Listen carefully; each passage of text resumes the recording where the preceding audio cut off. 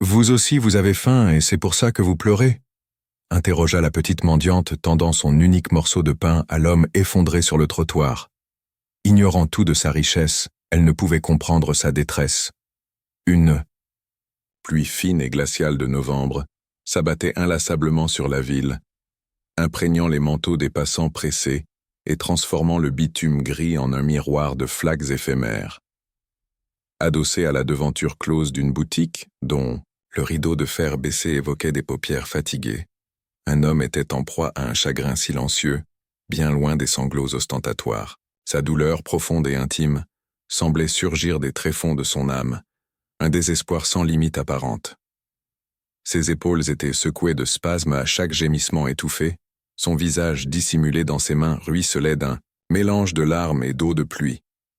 Malgré son costume coûteux, à la coupe irréprochable mais désormais froissée et détrempée, et la montre en or discrètement visible à son poignet, il n'était plus que l'ombre de lui-même. À ses côtés, une mallette en cuir luxueuse gisait sur le sol mouillé, abandonnée comme un objet sans valeur. Quiconque l'aurait croisé en d'autres circonstances aurait immédiatement reconnu un homme puissant, un décideur influent agissant dans les coulisses du monde depuis son bureau opulent. Mais à cet instant précis, Alejandro Valente, l'un des hommes d'affaires les plus riches et influents du pays, n'était plus qu'un homme brisé, une âme errante dans un océan de souffrance. La source de son chagrin était une perte récente et dévastatrice. Quelques jours auparavant, il avait dû faire ses adieux à sa fille unique, Valeria, une jeune femme de 20 ans pleine de vitalité et d'ambition, fauchée par une maladie aussi soudaine que cruelle. Valeria était tout pour lui, la lumière de ses yeux, l'unique personne au monde pour laquelle il éprouvait un amour pur et désintéressé. Depuis le départ de son épouse, emportant avec elle toute chaleur familiale, Valeria était devenue son point d'ancrage, sa raison d'être. Désormais, elle n'était plus.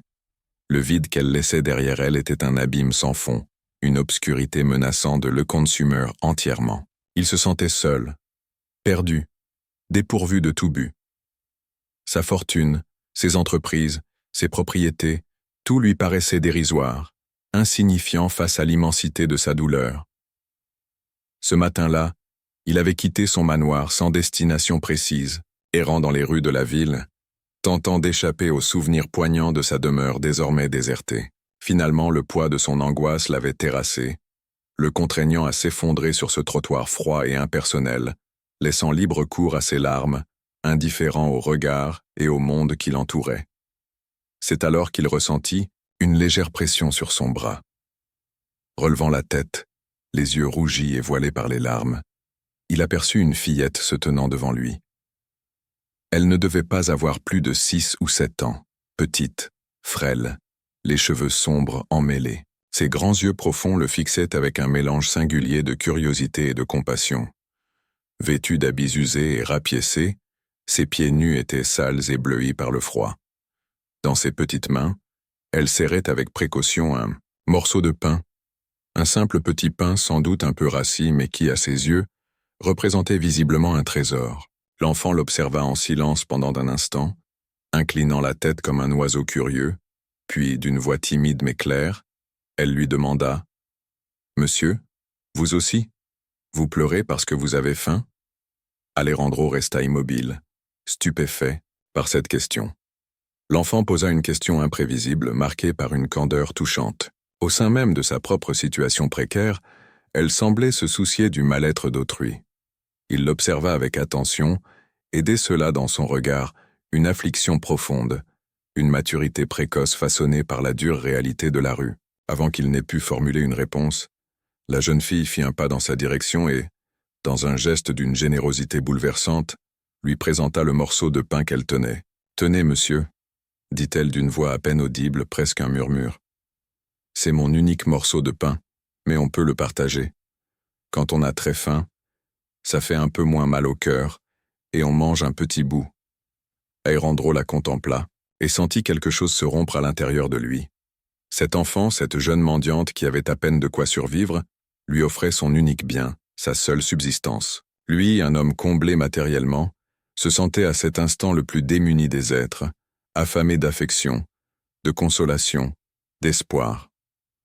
Les larmes recommencèrent à couler sur ses joues, mais cette fois, ce n'étaient plus seulement des larmes de souffrance liées à la perte de sa fille. C'était aussi l'expression d'une émotion nouvelle, qu'il ne connaissait pas, un mélange de honte face à sa propre complainte, d'admiration devant la bonté désintéressée de cet enfant, et d'une immense gratitude bouleversante. Il accepta le morceau de pain avec des mains tremblantes. Il était certes un peu dur, mais à cet instant, il lui apparut comme le mets le plus exquis du monde. Il en prit une petite bouchée, davantage pour ne pas décevoir la fillette que par réelle nécessité physique. Tout en mastiquant lentement, il observait sa jeune bienfaitrice. « Merci » parvint-il à articuler, sa voix empreinte d'une multitude d'émotions contenues. « Merci beaucoup, petite. Tu es très gentille. » La fillette lui adressa un sourire timide mais lumineux, qui illumina un instant l'obscurité ambiante. « De rien, monsieur, » répondit-elle. « Ma grand-mère me disait toujours qu'il faut aider ceux qui souffrent, même si on n'a pas grand-chose, parce que le peu qu'on donne avec amour se multiplie. Le peu qu'on donne avec amour se multiplie. » Ces paroles simples, chargées d'une sagesse populaire, résonnèrent dans le cœur d'Aérandro avec une force inattendue. Lui qui avait consacré sa vie à amasser des richesses, à accroître sa fortune, réalisait qu'il avait oublié la leçon la plus fondamentale de toutes, celle de donner avec amour, de partager, de se connecter à la souffrance d'autrui. « Comment t'appelles-tu, petite » demanda-t-il d'une voix un peu plus calme. « Je m'appelle Lucia, monsieur, et vous ?»« Moi, je m'appelle Aérandro, enchanté. »« Monsieur Aérandro, » dit Lucia avec un sérieux touchant. « Et pourquoi vous pleuriez autant? Est-ce que votre ventre vous faisait très mal à cause de la faim ?» Aérandro la regarda et pour la première fois depuis longtemps ressentit le besoin de s'ouvrir, de partager sa douleur avec quelqu'un, même avec une fillette inconnue. Peut-être était-ce l'innocence de Lucia, sa compassion naturelle qui lui inspirait une telle confiance inattendue. « Non, Lucia, » répondit-il avec un profond soupir. « Je ne pleure pas de faim physique. Je pleure parce que j'ai perdu quelqu'un que j'aimais beaucoup, ma fille. Elle s'appelait Valéria et elle me manque énormément. » Les yeux de Lucia se remplirent d'une tristesse compatissante. « Votre petite fille est partie au ciel, monsieur Aérandro, comme ma maman et mon papa. » Aérandro acquiesça d'un mouvement de tête, la gorge nouée. « Oui, Lucia, elle est partie au ciel. »« Alors maintenant, c'est une petite étoile, n'est-ce pas ?» dit la fillette en levant les yeux vers le firmament. Le ciel était plombé et la pluie tombait sans discontinuer, comme si l'atmosphère elle-même recherchait désespérément la lumière de Valéria. Ma grand-mère disait que lorsque les défunts nous quittent, ils se transforment en étoiles, veillant sur nous depuis les hauteurs célestes. Elle ajoutait que lorsque leur absence se fait particulièrement douloureuse, il suffit de lever les yeux vers le firmament et de leur parler, car ils nous écoutent toujours. Aérandro écoutait les paroles de Lucia avec un mélange croissant de stupeur et de tendresse. La conviction profonde de cet enfant, sa manière singulière de concevoir la mort et de trouver du réconfort au sein même du chagrin, le bouleversait au plus haut point. Lui qui s'était laissé engloutir par les abysses du désespoir, qui ne parvenait plus à trouver le moindre sens à son existence, commençait à apercevoir une infime lueur d'espoir dans les propos de cette petite inconnue. « Toi aussi, tu as perdu tes parents ?» demanda Aérandro. Lucia acquiesça, ses petits yeux s'assombrissant fugitivement. « Ah oui, monsieur, il y a longtemps maintenant. Je vis avec ma grand-mère, mais elle est un peu malade aussi et parfois nous n'avons rien à manger. C'est pour ça que je vais dans la rue pour demander de l'aide ou chercher quelque chose à manger. Dans les poubelles. » La dureté crue de ces mots, la manière détachée avec laquelle elle évoquait sa misère, frappèrent Aérandro en plein cœur. Il éprouva une profonde honte face à sa propre existence, à ses lamentations incessantes.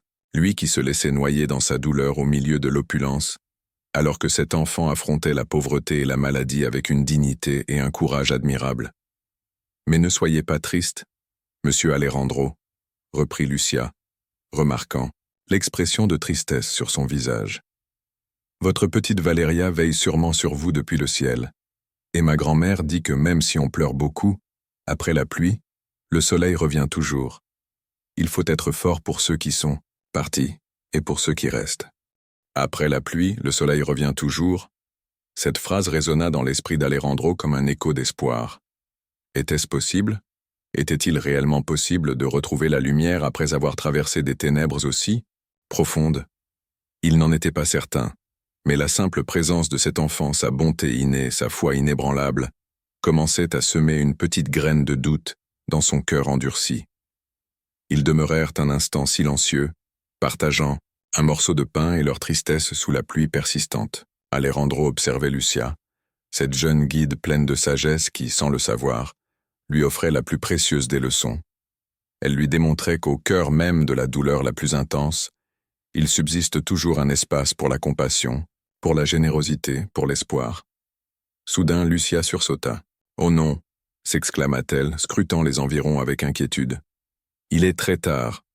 Ma grand-mère va s'inquiéter si je ne rentre pas bientôt. Je dois y aller, monsieur Alejandro. » Elle se leva précipitamment, prête à partir, mais Alejandro la retint doucement par le bras. « Attends, Lucia, » dit-il d'une voix désormais plus assurée, plus déterminée. « Ne pars pas comme ça. Je veux t'aider, toi et ta grand-mère. » Lucia le regarda interloquée. « M'aider, monsieur? Mais pourquoi? »« Parce que c'est toi qui m'as aidé, Lucia, » répondit-il avec une sincérité qui le désarmait lui-même. « Tu m'as aidé bien plus que tu ne l'imagines. Tu m'as rappelé que même dans les moments les plus sombres, il y a toujours une raison de continuer à avancer. Et tu m'as offert ton unique morceau de pain. Ça, je ne l'oublierai jamais. » Il sortit, son portefeuille, en tira une liasse de billets et la tendit à l'enfant. « Prends, Lucia, c'est pour toi et ta grand-mère. Achetez de la nourriture, des médicaments, tout ce dont vous avez besoin. Et ne t'inquiète pas. Il ne s'agissait pas d'argent mal acquis, mais de son propre argent, et il souhaitait qu'elle l'accepte. » Lucia contempla les billets, les yeux grands ouverts. De sa vie, elle n'avait jamais vu une telle somme. Elle hésita un court instant.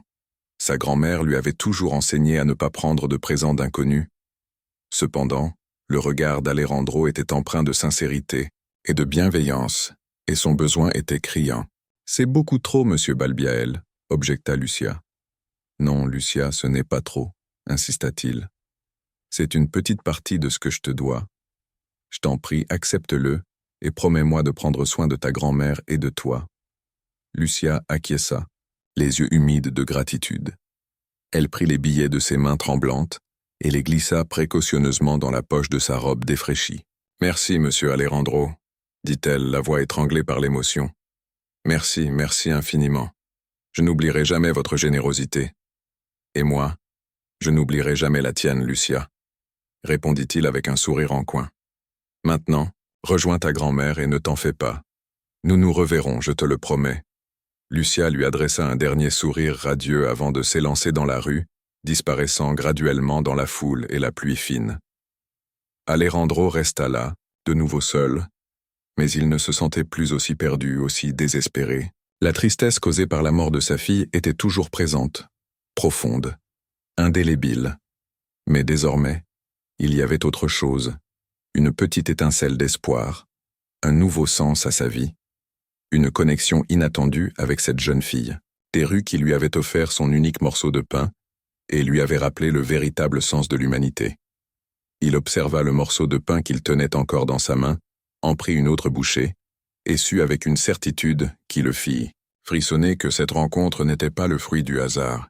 C'était un signe que, peut-être, après la tempête, le soleil pouvait réellement revenir et que sa vie, malgré la douleur, avait encore une raison d'être, un chemin à parcourir, un chemin qui, d'une manière inexplicable, était désormais lié au destin d'une petite mendiante du nom de Lucia. Après que Lucia se soit évanouie dans la foule et sous la bruine, Alejandro resta un moment sur le pas de la boutique, le morceau de pain à moitié consommé à la main. La pluie persistait, mais elle ne lui semblait plus aussi glaciale ni aussi désespérante. Quelque chose avait changé en lui. L'angoisse profonde qui l'avait paralysé depuis des jours commençait à s'estomper, laissant place à un mélange étrange de mélancolie et d'une sérénité naissante. Les paroles de Lucia, son innocence, sa générosité, sa foi inébranlable au milieu de la misère, avaient touché une corde sensible dans le cœur endurci d'Alejandro. Elle lui avait rappelé des valeurs qu'il avait lui-même oubliées voire méprisé, dans sa course effrénée vers le succès et la richesse, la compassion, la solidarité, la simplicité d'un geste de bonté désintéressé. Il pensa à sa fille, Valéria. La douleur de son absence restait vive, lancinante, mais pour la première fois depuis sa mort, il ne ressentait pas uniquement du désespoir. Il éprouvait aussi une forme de connexion. L'idée de Lucia selon laquelle Valéria était une étoile, dans le ciel veillant sur lui bien qu'enfantine, lui apporta un réconfort inattendu. Peut-être, juste peut-être, sa fille n'était-elle pas partie complètement. Peut-être que sa lumière brillait encore quelque part, le guidant dans l'obscurité, et il pensa à Lucia, à cet enfant qui, sans le savoir, lui avait offert bien plus qu'un simple morceau de pain. Elle lui avait offert une leçon de vie, une perspective nouvelle, une raison de se relever et d'aller de l'avant. Malgré la tristesse, profonde qui l'accablait, il se remémorait les paroles de Lucia qui, même au summum de la souffrance, lui avaient rappelé l'omniprésence de l'espoir et de la fraternité. Une prise de conscience l'envahit. Il ne pouvait, ni ne devait, laisser cet enfant et sa grand-mère dans un tel dénuement, luttant jour après jour pour leur survie. Il avait fait une promesse, celle de revoir Lucia et de l'aider, et Alejandro Vallant, homme d'affaires respectant scrupuleusement ses engagements, ne pouvait se permettre de faillir à une fillette lui ayant témoigné tant de bonté.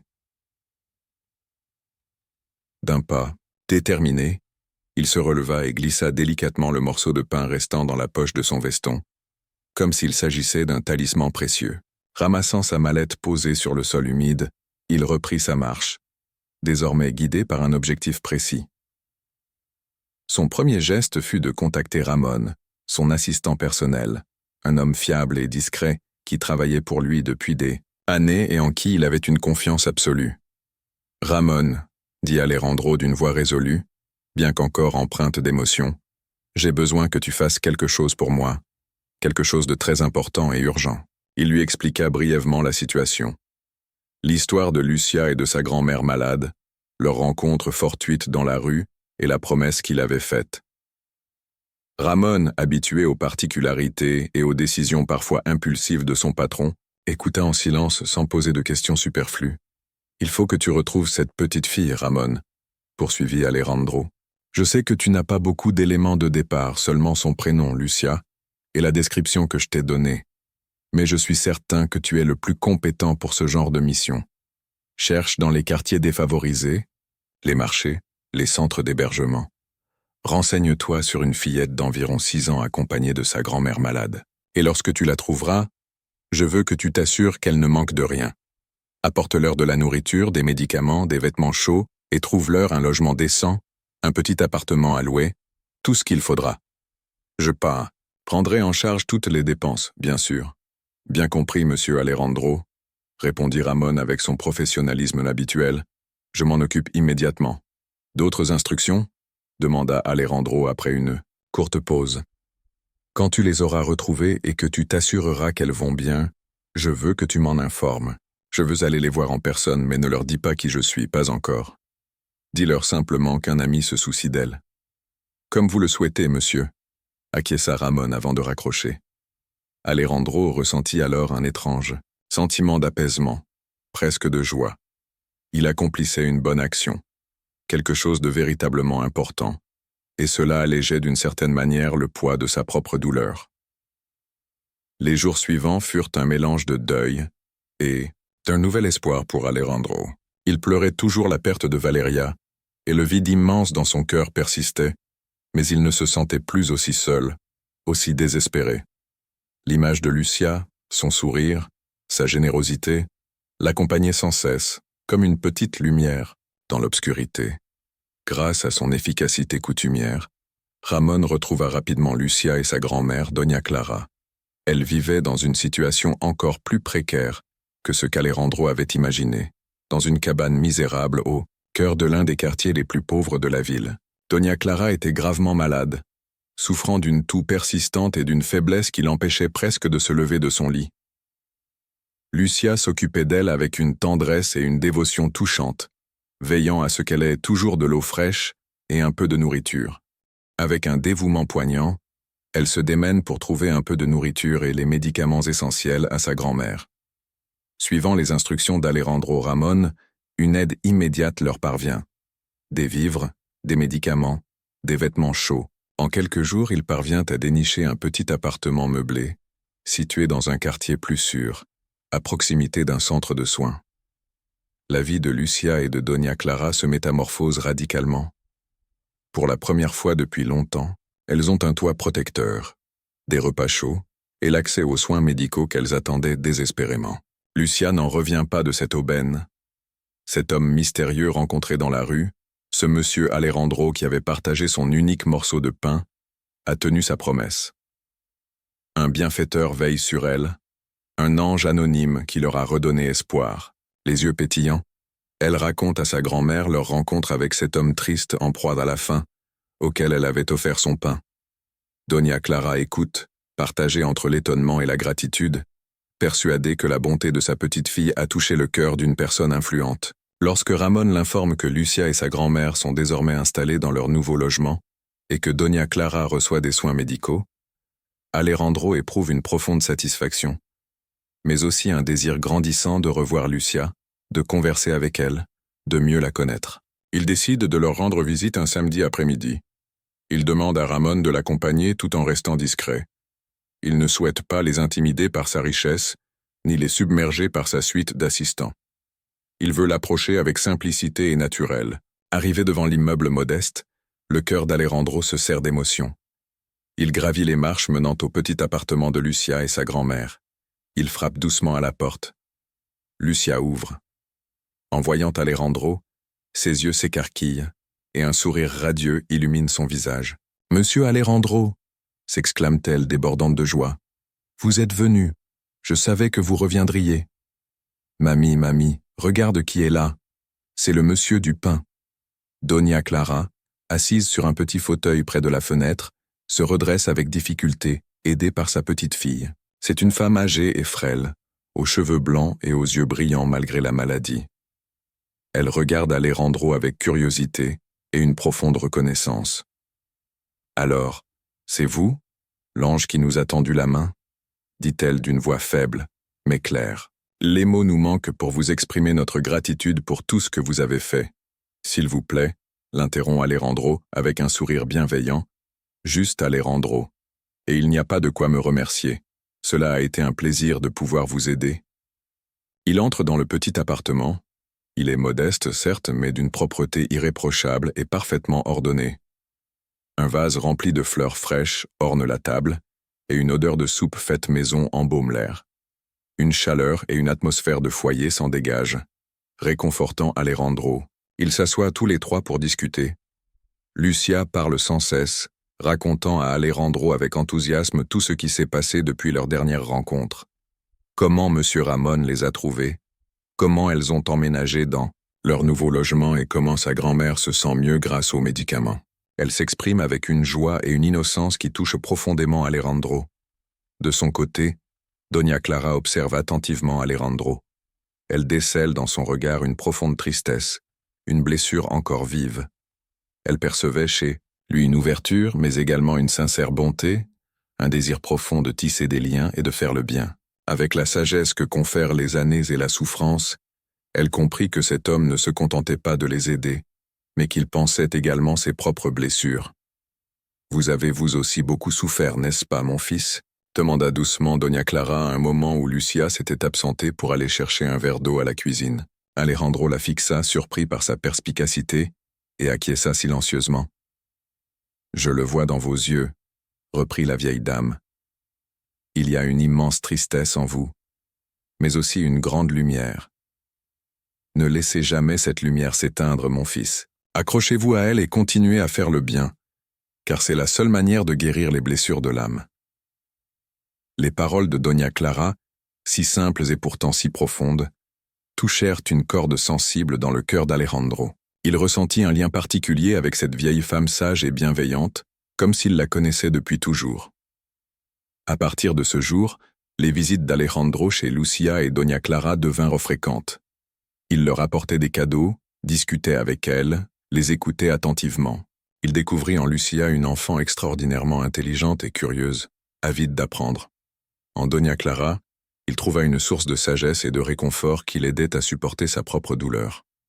Peu à peu, sans qu'il en prenne vraiment conscience, Alejandro adopta un rôle presque paternel dans la vie de Lucia. Il se souciait de ses études, car oui, Lucia avait commencé à aller à l'école, une petite école de quartier où, malgré sa timidité initiale, elle se distingua rapidement par son intelligence. Il l'aidait dans ses devoirs, lui lisait des histoires, l'emmenait se promener au parc les week-ends, et à chaque instant partagé, Alejandro sentait le vide laissé par Valeria dans son cœur se combler progressivement, non pas par l'oubli, mais par une forme d'amour nouvelle et différente, mais tout aussi profonde et réparatrice. Quant à Lucia, elle voyait en Alejandro une figure protectrice, un ami, quelqu'un en qui elle pouvait avoir une confiance totale. Elle lui confiait ses petits secrets, ses peurs, ses rêves. Elle se sentait incroyablement heureuse et reconnaissante de l'avoir dans sa vie. Pourtant, Alejandro gardait toujours secrète sa véritable identité, sa fortune colossale. Il ne voulait pas que Lucia le voie comme un millionnaire ou un bienfaiteur. Il voulait qu'elle le voie comme Alejandro, simplement Alejandro, l'homme qui pleurait dans la rue et à qui elle avait offert son unique morceau de pain. Il craignait qu'en connaissant la vérité, quelque chose se brise entre eux, que la pureté de leur relation soit entachée par l'argent et les différences sociales. Mais le destin, capricieux comme toujours, en avait décidé autrement. Un jour, alors qu'ils se promenaient dans un parc près de l'appartement de Lucia, ils croisèrent l'un des anciens associés d'Alejandro, un certain Ernesto Salgado, avec qui il avait eu des différends dans le passé. En voyant Alejandro accompagné de cette petite fille modeste, Salgado le regarda avec un mélange de surprise et de mépris. « Tiens donc, Alejandro », lança Salgado avec un sourire moqueur. « Je ne savais pas que tu te consacrais à la philanthropie avec autant d'engagement personnel. Qui est cette charmante créature? Ta nouvelle protégée ou peut-être autre chose ?» Alejandro sentit le sang lui monter à la tête. Il détestait l'arrogance et la malveillance de Salgado. Mais avant qu'il ne puisse répondre, Lucia, avec une innocence et une loyauté bouleversantes, prit la parole. « C'est mon ami. »« Monsieur, » déclara-t-elle, fixant Salgado de ses prunelles emplies de sérieux, « c'est l'individu le plus bienveillant qui soit. Il m'a apporté son aide lorsque j'étais au plus bas, ainsi qu'à ma grand-mère. » Salgado laissa échapper un rire moqueur. « Ton camarade Alejandro Valente, le prédateur de la finance ?» Il jaugea Lucia de la tête aux pieds avec mépris. « Une petite nécessiteuse. Ne me fais pas rire, fillette. Ce vieux roublard a assurément une idée derrière la tête. Il en a toujours une. » Les mots de Salgado transpercèrent Lucia comme une lame. Elle scruta Alejandro, déconcertée et apeurée. Alejandro Valente, le requin de la finance, son ami? Ce monsieur au pain était en réalité un millionnaire célèbre et influent? Cette découverte la bouleversa complètement. Alejandro perçut la confusion et la souffrance dans le regard de Lucia, et une colère froide envers Salgado l'envahit. Mais il comprit également que l'instant de vérité était arrivé. Il ne pouvait plus dissimuler sa véritable identité. « Ça suffit, Ernesto », lança Alejandro d'une voix aussi glaciale que l'acier. « Je ne te permets pas de parler de la sorte à Lucia. Elle est infiniment plus importante pour moi que tu ne pourrais jamais le concevoir. Oui, je suis Alejandro Valente.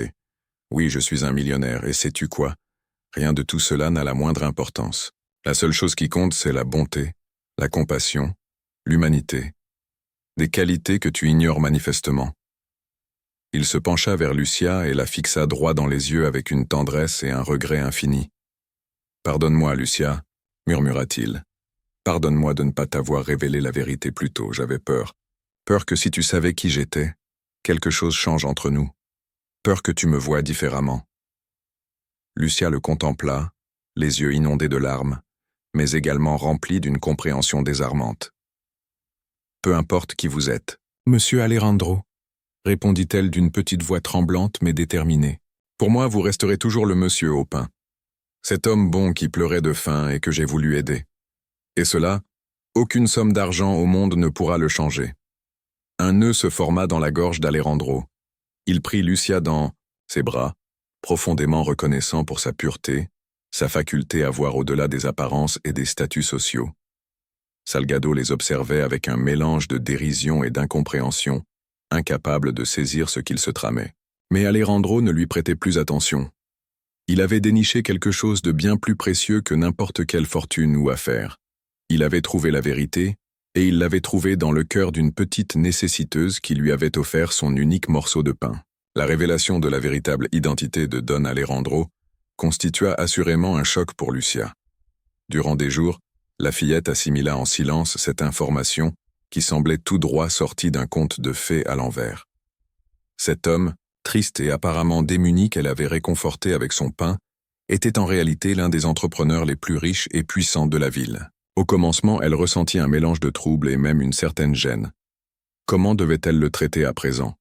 Serait-il toujours Monsieur Alejandro, le monsieur au pain, son ami, ou deviendrait-il le distant et solennel Don Alejandro Valente, le millionnaire? Néanmoins, l'attitude d'Alejandro dissipa promptement ses craintes. En dépit de la vérité révélée, il ne changea ni envers elle, ni envers Donna Clara.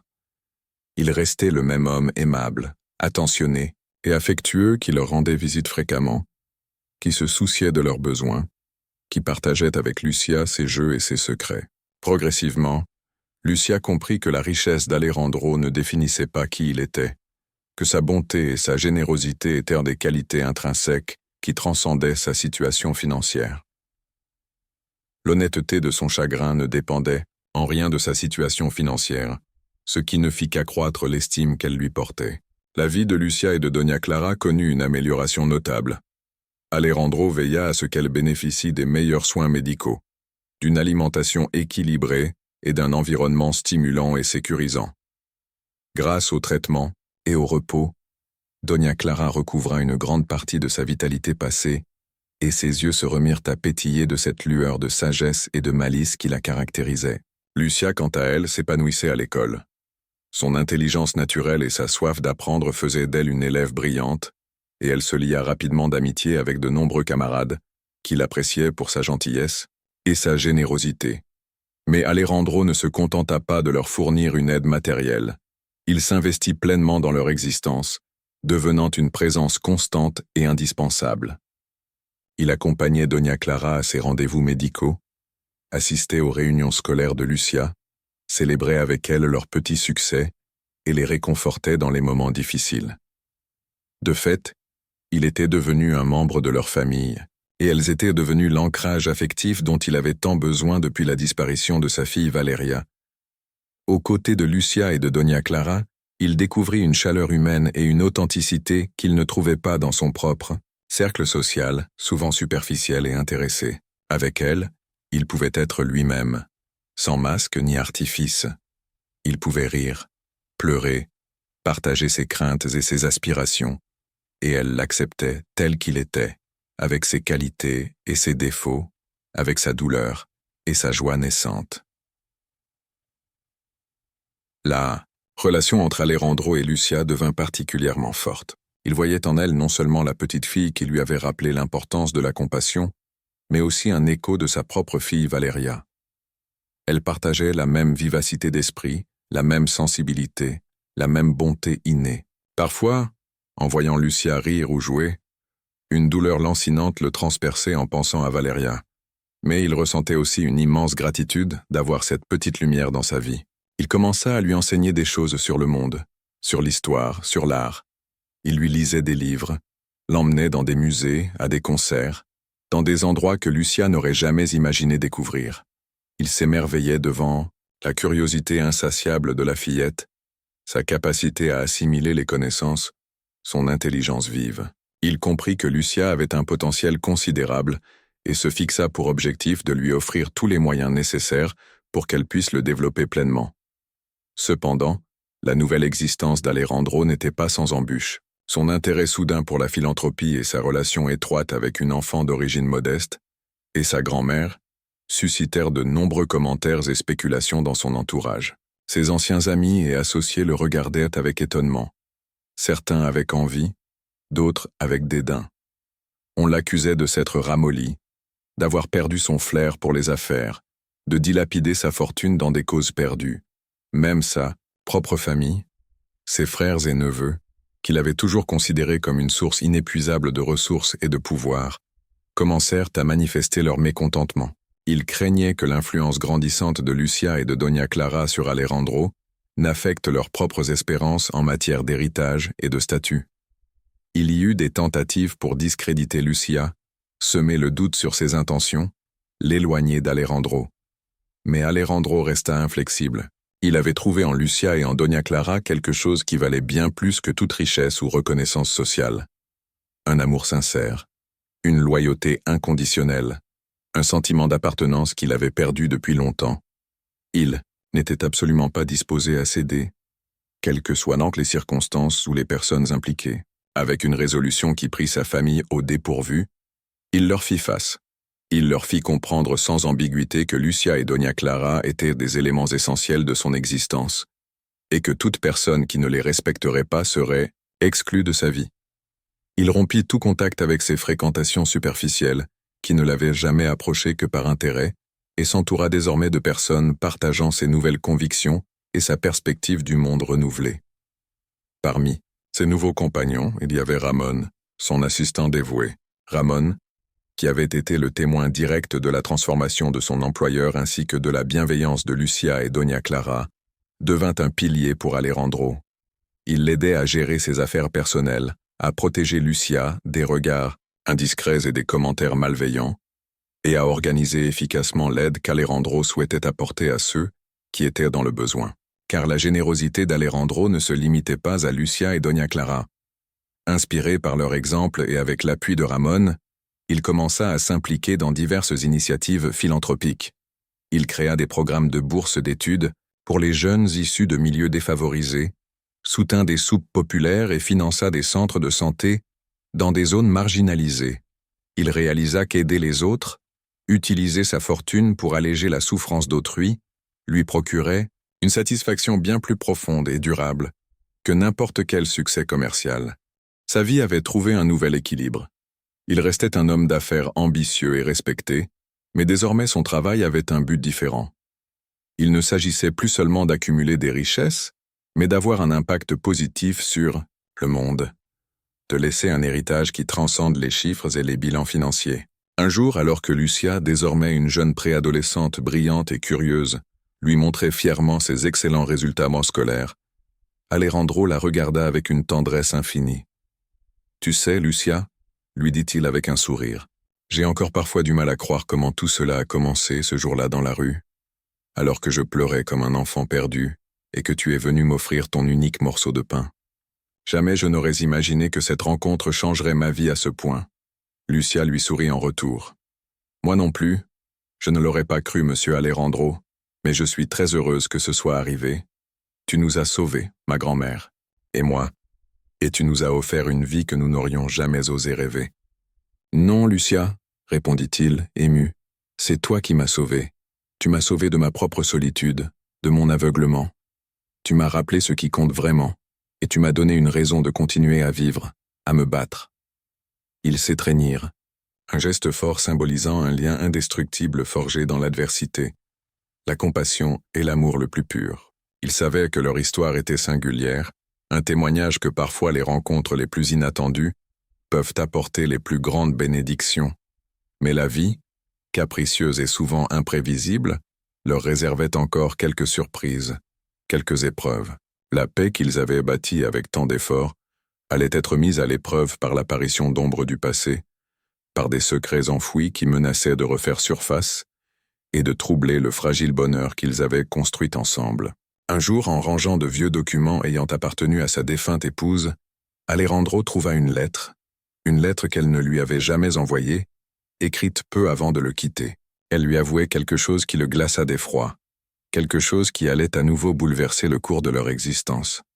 Cette nouvelle ébranlante menaçait l'équilibre fragile de son existence et mettait à rude épreuve les relations, patiemment construites avec Lucia et Doña Clara. La missive révélait un secret enfoui depuis des lustres, une décision poignante concernant un enfant dont Alejandro ignorait tout, un fils que sa femme avait abandonné à l'adoption, peu après sa naissance, fruit d'une aventure éphémère précédant leur union. Elle n'avait jamais osé lui en parler, craignant sa réaction, son rejet. Un sentiment de vertige envahit Alejandro. Un autre fils, s'ajoutant au souvenir de Valeria, Une sœur à jamais perdue. Cette nouvelle le frappa de plein fouet, comme un cataclysme, suscitant un tourbillon d'incrédulité, de colère, de douleur, mais aussi une lueur d'espoir ténu. Qui était cet enfant? Où se trouvait-il? Saurait-il un jour l'existence d'Alejandro? Et surtout, comment cette révélation allait-elle impacter sa relation avec Lucia, cet enfant qui avait conquis une place si spéciale dans son cœur, devenue, à bien des égards, la fille qu'il avait perdue et celle qu'il n'avait jamais eue? Le destin, une fois de plus, le confrontait à une épreuve. Alejandro Valente, cet homme qui avait connu la faim sur le pavé et avait été sauvé par la générosité d'une enfant, devait désormais affronter son passé d'une manière totalement inattendue. Une quête semée d'embûches l'attendait, le forçant à prendre des décisions cruciales, non seulement pour son propre avenir, mais aussi pour celui de ses proches. L'histoire était loin d'être achevée. Un nouveau chapitre s'ouvrait, porteur d'incertitudes mais aussi de promesses, de nouvelles rencontres, des révélations, et peut-être de nouvelles opportunités d'aimer et de se racheter. La confession contenue dans cette lettre longtemps oubliée avait secoué le monde d'Alejandro jusque dans ses fondements. Un fils dont il ignorait l'existence, un fragment de son passé ressurgissant, à la fois pour le hanter et, potentiellement, lui offrir une occasion complexe de rédemption. L'idée d'avoir un autre enfant, un frère pour Valeria et d'une certaine manière un frère pour Lucia, qu'il avait adopté comme son propre père, était à la fois effrayante et étrangement réconfortante. Passé le choc initial, Alejandro ressentit le besoin impérieux de partager cette nouvelle avec les deux personnes en qui il avait le plus confiance au monde, Lucia et Doña Clara. Assis dans le salon modeste de cet appartement devenu son refuge, il tenait la lettre de sa défunte épouse, la voix tremblante d'une émotion contenue. Lucia écoutait en silence, les yeux grands ouverts fixés sur Alejandro, essayant de mesurer l'ampleur de cette révélation. Doña Clara, forte de sa sagesse, prit la main d'Alejandro dans les siennes, lui offrant un réconfort silencieux. « Alors, j'ai un frère », finit par lâcher Lucia, plus une constatation qu'une question. L'idée était étrange, presque irréelle. Sa vie, déjà riche en rebondissements inattendus, semblait vouloir la surprendre une fois de plus. « Ou une sœur », corrigea doucement Alejandro avec un sourire triste. La lettre ne précisait pas le sexe, elle parlait simplement d'un bébé confié à l'adoption peu après sa naissance. Un bébé qui devait aujourd'hui être un jeune adulte de 25 ou 26 ans, si ses calculs étaient exacts. « Et qu'allez-vous faire, Don Alejandro ?» demanda doucement Doña Clara. « Allez-vous le chercher ?» C'était la question qui hantait Alejandro depuis qu'il avait déchiffré cette lettre. Avait-il le droit de s'immiscer dans la vie de quelqu'un qui ignorait peut-être jusqu'à son existence? Et si cette personne était heureuse, si elle avait une famille, une vie bien à elle?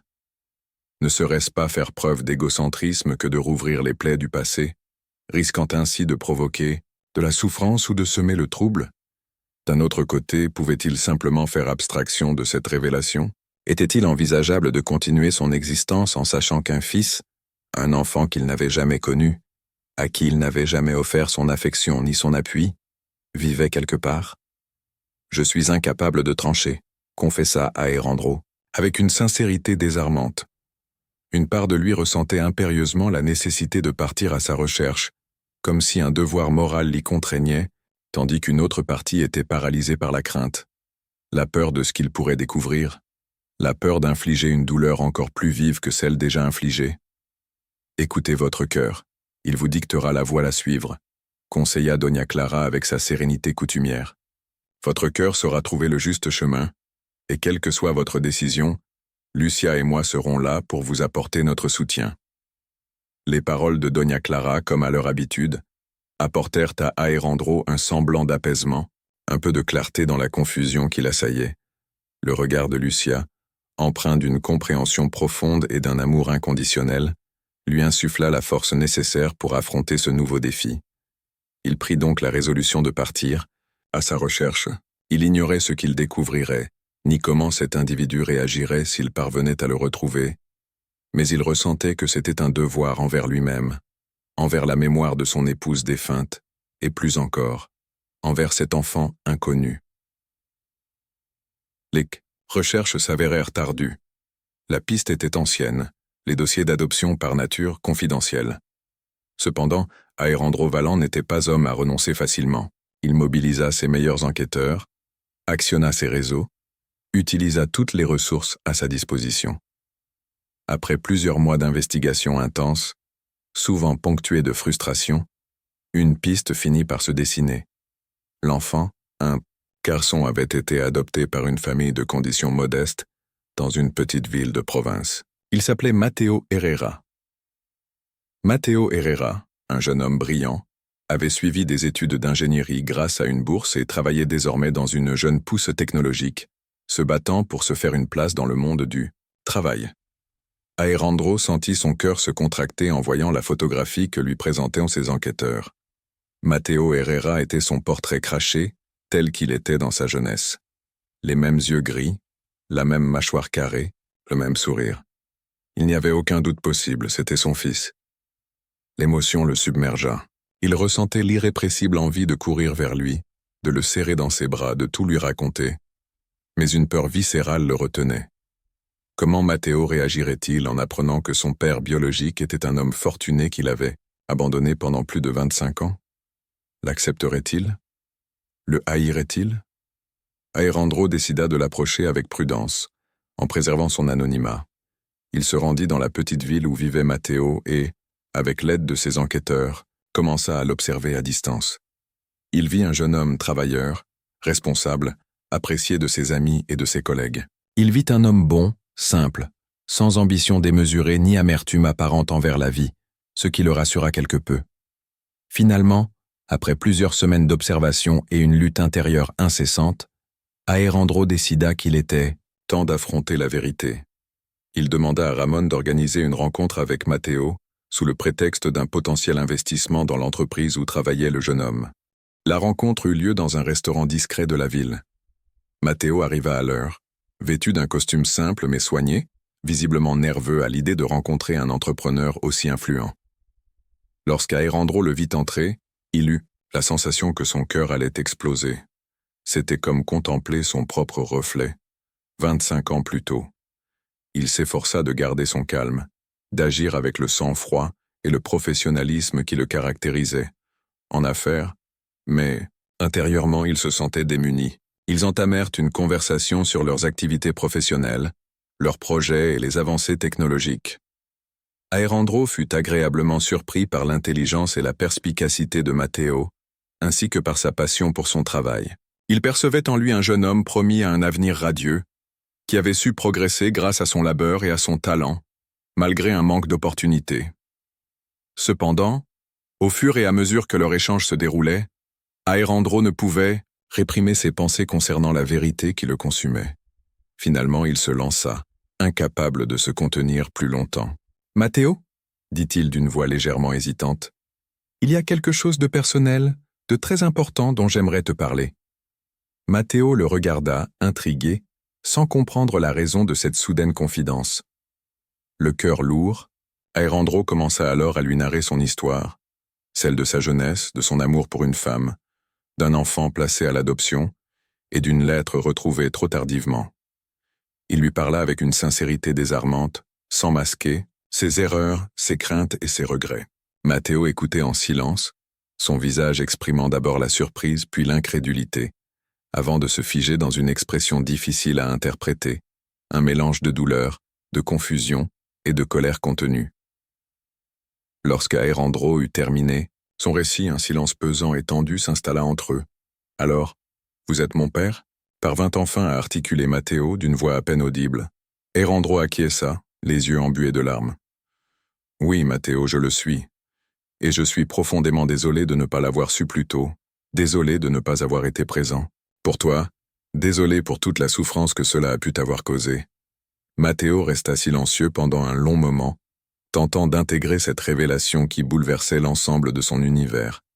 Puis, il leva les yeux vers Aerandro, laissant transparaître dans son regard une profonde tristesse mais également une étrange sérénité. « Je ne sais pas quoi dire, monsieur Valente, » dit-il d'une voix étonnamment calme. « C'est beaucoup à encaisser.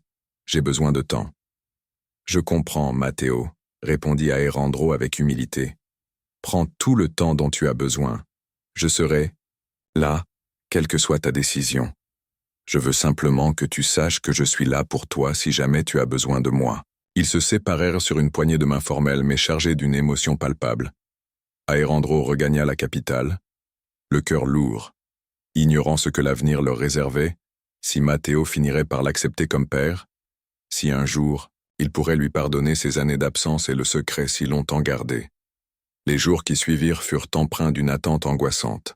Aérandro s'efforçait de se concentrer sur son travail, sur la fondation, sur Lucia et Donna Clara, mais son esprit était constamment ramené vers Matteo, ce fils retrouvé, et pourtant toujours si distant. Lucia fut son plus grand soutien durant ces moments d'incertitude. Elle l'écoutait patiemment, le consolait et l'encourageait.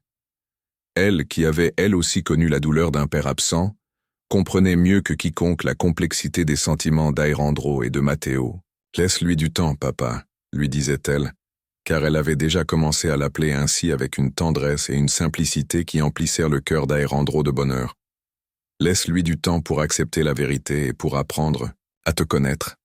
Je suis sûr que lorsqu'il te connaîtra, il verra l'homme merveilleux que tu es, et il t'aimera comme moi je t'aime. » Les paroles de Lucia étaient un baume pour l'âme tourmentée d'Aérandro. Elles lui donnaient la force de continuer à espérer et à croire. Finalement, après plusieurs semaines de silence, il reçut un appel. C'était Matteo. « Monsieur Valente, » dit le jeune homme d'une voix légèrement hésitante. « J'ai beaucoup réfléchi, et j'aimerais vous revoir.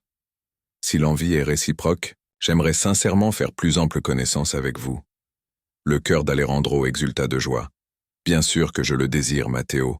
Rien ne pourrait me rendre plus heureux. » C'est ainsi qu'ils entamèrent, avec une lenteur mesurée et une grande prudence, l'édification d'un lien interrompu depuis plus de 2 décennies. L'entreprise ne fut pas exempte d'écueils, ponctuée de tensions, de récriminations à peine dissimulées et de silences lourds, mais également parsemée d'instants de connexion véritable, de compréhension mutuelle et d'une affection nouvelle qui commençait à prendre forme. Matteo fit la rencontre de Lucia et de Donna Clara et, entre naquit une entente cordiale se manifesta d'emblée. Il voyait en Lucia une sœur, une alliée dans cette singulière aventure familiale et en Donna Clara, une grand-mère bienveillante et pleine de sagesse qui l'accueillit chaleureusement. De son côté, Aérandro découvrit en Matteo un fils exceptionnel, un jeune homme intelligent, travailleur, doté d'un grand cœur et porteur de valeurs nobles. Il éprouvait une immense fierté à son égard et une profonde gratitude envers l'existence pour cette seconde opportunité. Progressivement, les blessures du passé commencèrent à cicatriser.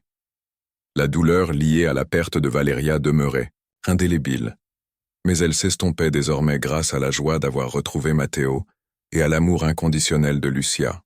Aérandro Valentolom, qui autrefois avait connu les affres de la faim sur un trottoir, avait appris que, malgré les épreuves, la vie offre toujours de nouvelles occasions d'aimer, de pardonner, de se reconstruire, et que la véritable richesse ne réside pas dans les biens matériels, mais dans les liens affectifs tissés avec ceux que l'on chérit, sa famille. Cette famille recomposée et atypique constituait son plus grand trésor, et il savait que, tant qu'ils resteraient unis, ils pourraient affronter ensemble n'importe quelle épreuve, avec la certitude que l'amour finit toujours par triompher.